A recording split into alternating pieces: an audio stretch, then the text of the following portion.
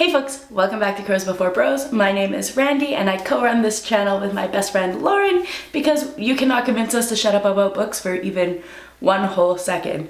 Before we get started, if you're like, Randy sounds sick, it's because I am. Leave me alone.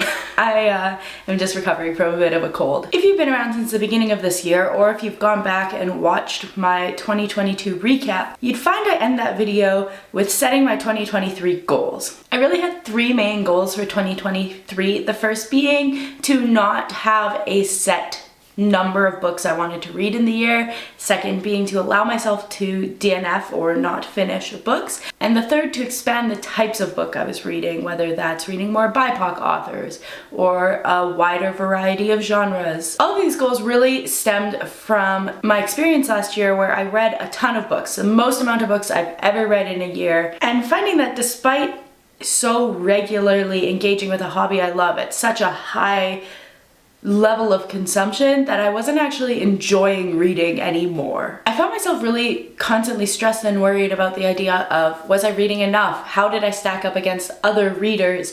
Was I reading the newest, trendiest things to keep me relevant? As a result, last year I was cranking down books that I did not like, including books that right from the get-go I knew this book probably wasn't for me. And I did this because they were short or they weren't challenging. I could read them in a day or a sitting if I had a couple hours. And I was already going through a hard mental health time last year, and I started to find that reading was actually negatively contributing to it because it just sent me into all these other spirals. And so I set my 2023 goals around my engagement with reading in a different way than I have in the past. So let's talk about those a bit.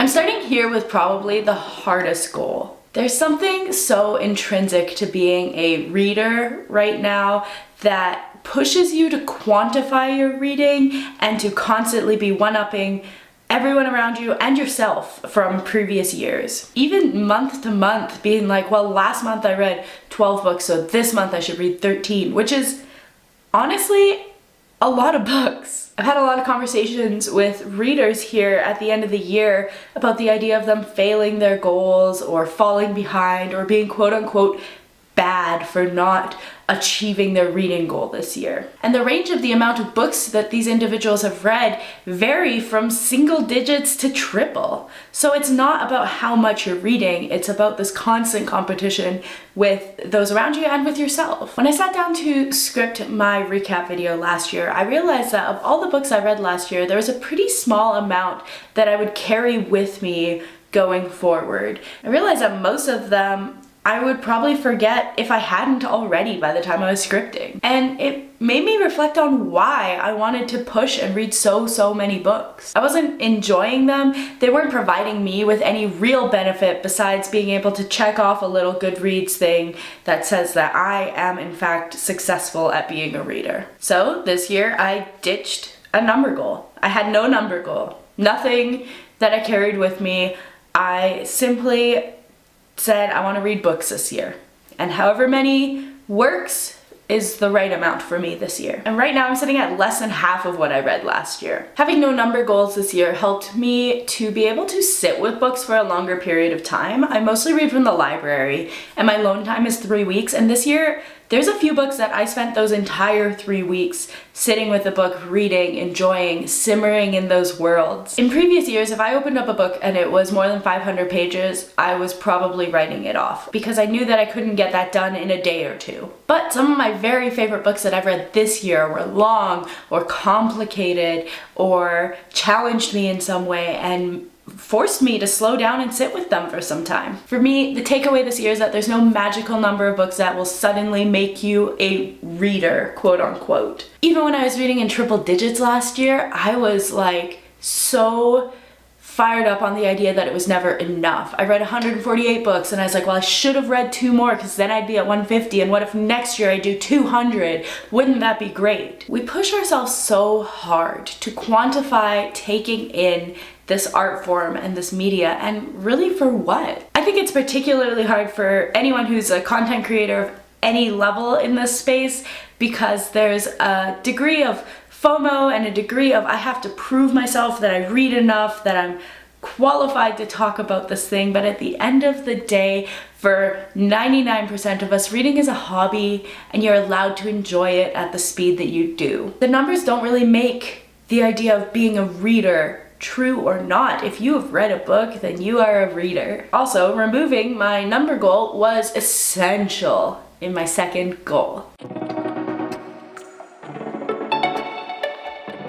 So DNF-ing, or do not finish, is a touchy subject among readers. I think when we self-label as readers, we almost immediately throw away the idea of DNF-ing because it's like, it feels like you're giving up, or that you've somehow wasted time in starting a book that you weren't going to finish, because that time could have been used for a book that you could put towards your final numbers for the year. Sometimes I also was faced with the idea of like, I would start a book and be like, I hate this book and it's not working for me, but people would be like, well, the 7th book is really good, so you have to get through 6 books that you're not enjoying at all so that maybe you get some kind of payoff. I find it easier with like a TV show to say, no, that's really not my thing, but with a book, I'm like, I should just keep pushing through it just in case I end up liking it. For me last year, I felt like I might as well suffer through books I wasn't enjoying because I could count it towards my total numbers. And I didn't want the time I'd spent reading to go to waste, but the more I think about it, the more I'm like, man, I really wasted time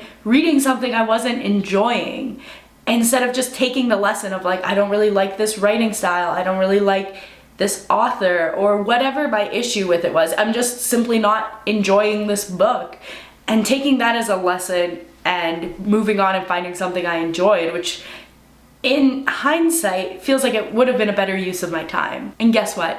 There are a million reasons you might not like a story. The author might use the word ribbons too much. They might have written a character that just gives you an ick. It might be that the author genuinely did something that you don't support. There's so many reasons that you might not like a book, and sometimes it might just be that it's the wrong book for you at this time. I think it is super fair and super valid to say that this book is not for me, whether for all time or for right now. Take those realizations with you forward and implement that in what you choose to read next. An example for me is that I have picked up Finlay Donovan is Killing It twice this year, and both times I start it and I'm like, I cannot find a complaint. I'm enjoying it-ish, but I have no desire to continue reading it. And last year I would have forced myself to push through it, and this year I was like, this obviously is just not it for me right now. And so it's DNF'd for now. Maybe I'll come back to it one day, and maybe I won't, who knows?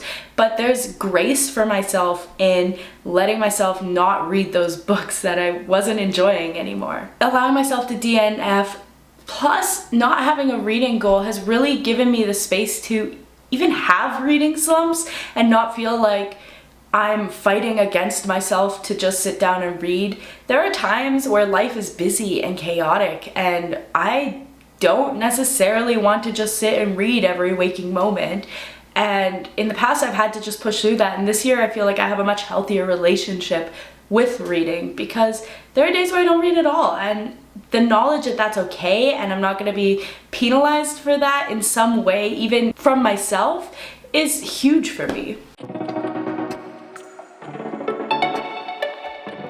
When setting goals, I didn't want to come in with the idea of stop this, don't do that, but I wanted to add something that was an additive. So instead of coming in and saying, I want to read this many books, I came in and said, I want to expand to reading more BIPOC authors. I want to expand how much non-fic I'm reading. I want to expand the types of genres that I'm reading. This year I upped my non-fic reading from 1% of the books I read last year to 10% of the books I read this year, and that doesn't sound like a lot, but it's a big deal for me, and I learned a lot from those books and took a lot into my day-to-day life. I also tucked into stories from BIPOC authors with mythology and backstory that I probably would have avoided in the past because it's not knowledge I was coming in with.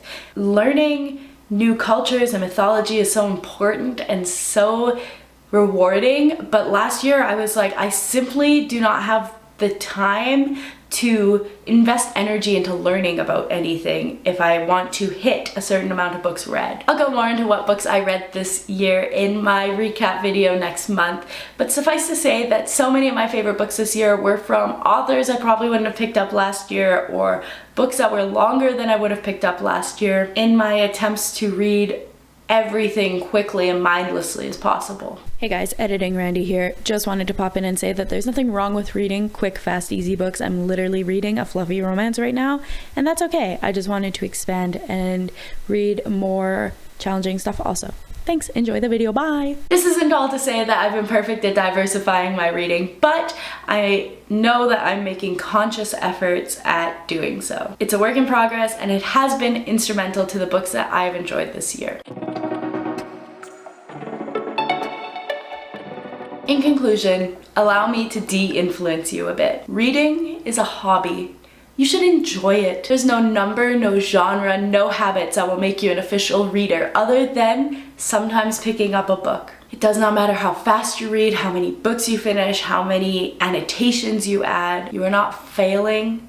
There's no moral obligations tied to reading any more than there is to TV or movies. It is all entertainment. It is all for your enjoyment. It is a beautiful storytelling medium, and how you engage with it is perfect for you. The goals I set for this past year I think will follow me through the rest of my life. I don't know that I'll ever set a big number goal for the year again. I will continue to have grace for myself to simply stop books that I'm not enjoying at the time, whether for now or for the long term, even if they're super popular. It is okay if other people like a book. I am not therefore obligated to love it. And going forward, my goal setting will probably be largely around the types of books I'd like to engage with for the year. If you've stuck around this long, I truly hope you take something from this video and my journey with reading. I feel like there's been a bit of a push towards this that I've been seeing on TikTok, and it has really warmed my heart to see other people kind of going through this and really enjoying reading. All this to say there isn't anything wrong with reading lots of books, reading them fast, trying to set goals, all those things, but I would encourage you to really sit and look at why you're setting the goals that you're setting. Let me know your thoughts on goal setting or strategies that you use, because I find it fascinating how different people choose to go about this, and I am still a work in progress in my own reading journey. Be kind to yourselves. I hope you have a wonderful holiday season full of laughter and loved ones, and I'll see you next time. Bye!